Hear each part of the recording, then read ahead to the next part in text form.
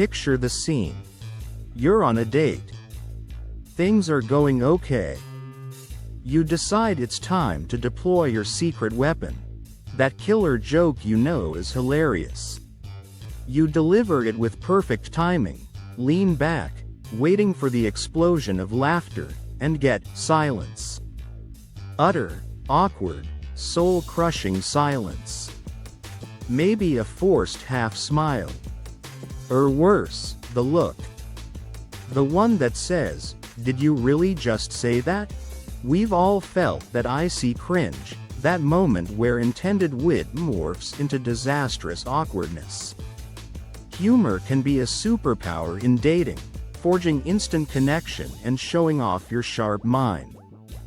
But wield it carelessly, and it becomes pure kryptonite, capable of vaporizing attraction on the spot. Ready to learn the common humor landmines and how to sidestep them like a pro? This is crucial intel. Let's be clear. A good sense of humor is almost universally attractive. Laughter releases endorphins, creates bonds, diffuses tension, and signals intelligence and social ease. Sharing a laugh is sharing a moment of connection. But, and this is a colossal but, humor is subjective, context-dependent, and incredibly easy to get wrong, especially in the delicate dance of dating. One misplaced joke can undo hours of building rapport. So, let's dissect the most common ways humor backfires and how to keep your wit working for you, not against you. Humor fail 1. The tone-deaf timing terror. You know that person who cracks a joke during a serious moment? Yeah, don't be that person on a date. Timing is everything. Making light of something she's sharing vulnerably, interrupting her mid-story with a quip, telling jokes when the mood is clearly somber, or launching into a routine before any real connection is built. These are all timing disasters. Using humor to constantly deflect from genuine emotion or avoid difficult conversations is also a major red flag. Why does it fail? It screams emotional immaturity and a lack of empathy. It makes her feel like you're not listening, not taking her seriously, or simply aren't capable of handling a real conversation. It invalidates her feelings. Survival tip. Read the room. Seriously, pay attention to the emotional temperature. Is the vibe light and playful, or more thoughtful and sincere? Match your tone accordingly. If she's sharing something important, just listen. Save the witty observation for later. When in doubt, silence and empathy are always better than a poorly timed joke. Humor fail 2. The offensive offender, crossing the line. This one should be obvious, but sadly, it isn't always. Jokes that rely on stereotypes about race, gender, sexuality, religion, disability, or any other group are never okay. Period. Punching down. Making fun of people or groups with less power or privilege is never funny, it's just mean.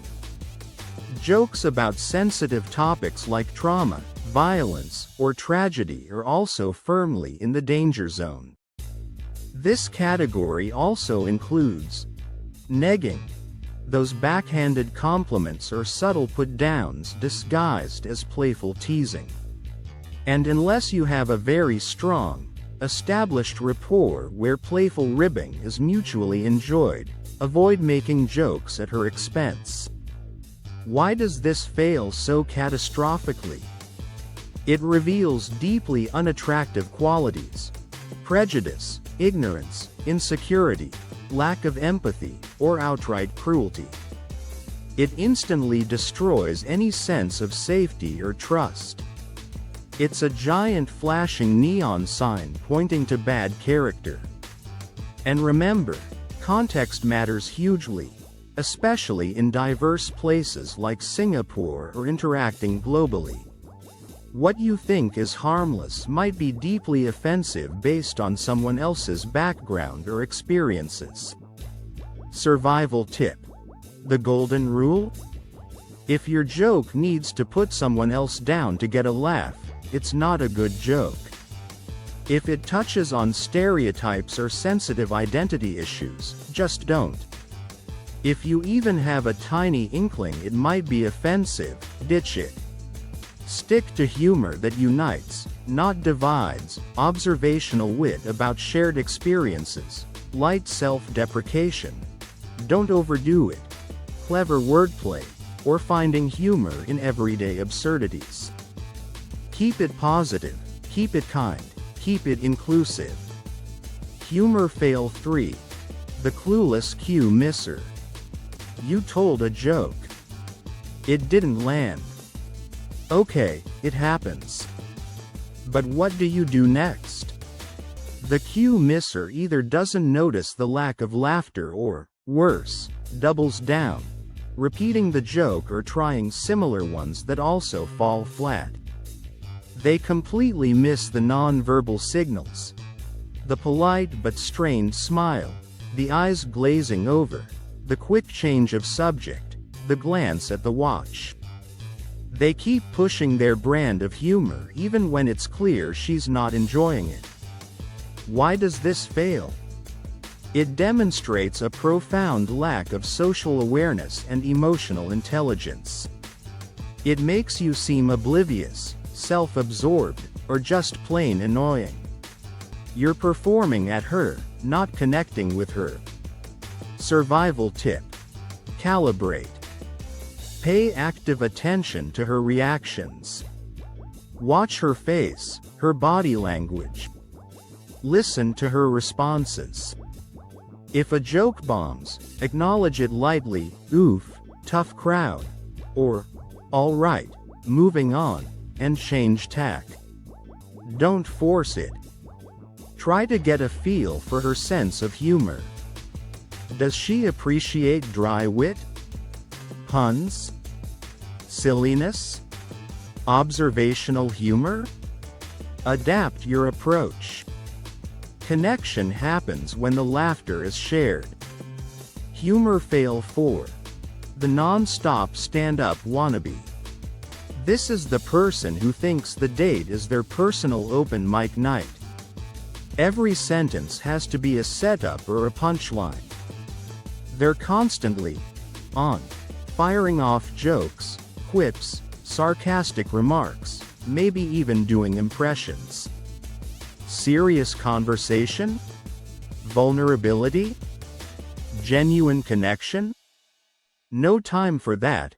Gotta keep the laugh track rolling. Why does this fail? It often comes across as incredibly insecure, like you're hiding behind a wall of jokes.